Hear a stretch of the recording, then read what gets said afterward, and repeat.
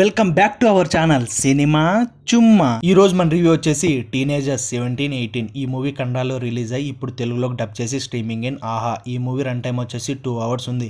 మన ఛానల్ని కొత్తగా చూస్తున్నట్లయితే లైక్ షేర్ సబ్స్క్రైబ్ చేసుకోండి గైస్.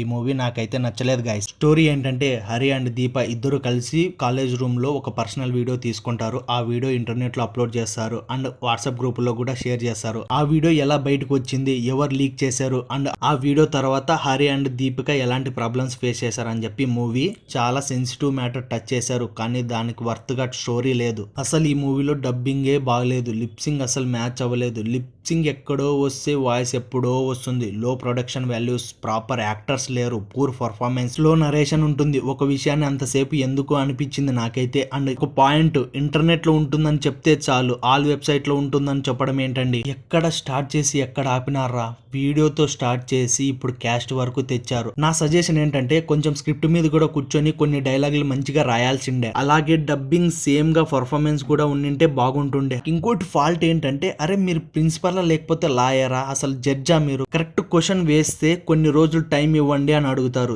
జరిగిన కాన్వర్జేషన్ మళ్ళీ మళ్ళీ రిపీట్ గా చేస్తూ ఉంటారు. ఇలా too much of boring scenes ఉంటాయి మూవీలో. ఇంకా చెప్పాలంటే ఈ మూవీకి అసలు మంచిగా ఫినిషింగ్ అనేది ఇవ్వలేదు. ఆ కాలేజ్ లో అన్ని సార్లు రాయకుండా క్లైమాక్స్ కొంచెం బాగా రాసిండొచ్చు అనిపించింది నాకైతే. వీడియో బయటికి అప్లోడ్ చేసింది ఎవరు, వాడిని పట్టుకొని ఎలా లీక్ చేసావు, నీకెవరు ఇచ్చారు, ఎవరైతే లీక్ చేశారో వాడిని ఎందుకు ఇలా చేసావు అని చెప్పి అడిగి అమ్మ ఇన్నోసెంట్ అని చెప్పి ఎండ్ చేసింటే చాలా బాగుంటుండే మూవీ. నాకు తెలిసినంత వరకు అయితే మ్యూజిక్ లేదు, బీజిఎం లేదు, సాంగ్స్ లేవు, బ్యాక్గ్రౌండ్ స్కోర్ లేదు, ఏం లేదు. సారీ గైస్, పర్ఫార్మెన్స్ అయితే ఎవరిది నాకైతే నచ్చలేదు. చాలా వీక్ పర్ఫార్మెన్స్, పూర్ పర్ఫార్మెన్స్ అనే చెప్పాలా. డబ్బింగ్ అయితే దీపా వాళ్ళ అమ్మది చాలా ఘోరంగా ఉంది. ఈ మూవీ ఫ్యామిలీతో చూడొచ్చు. No adult content, no bad language.